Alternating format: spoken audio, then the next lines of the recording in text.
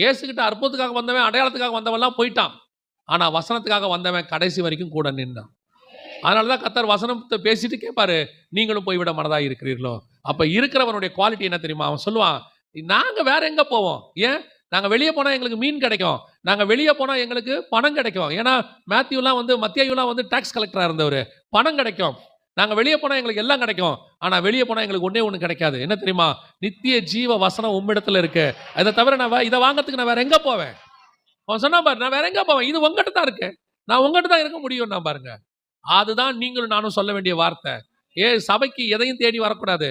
ஆண்டவர் என்னை ஆசீர்வதிக்கணும், வீடு கொடுக்கணும், கார் கொடுக்கணும், அது கொடுக்கணும். இந்த வசனத்துக்குள்ள நீங்க ஒன்று தெரிஞ்சுக்கொள்ளுங்க. இந்த வசனத்துக்குள்ள எல்லாமே இருக்கு. வசனத்துக்குள்ள சுகமளிக்கிற வல்லமை உண்டு. வசனத்துக்குள்ள விடுதலையாக்குற வல்லமை உண்டு. வசனத்துக்குள்ளே தீர்க்க தரிசனம் உண்டு. வசனத்துக்குள்ளே உன்னை ஆசீர்வதிக்கிற வல்லமை உண்டு. நீ வசனத்தை பேசு, மிச்ச எல்லாவற்றையும் கர்த்தர் கூட உனக்கு தருவார்.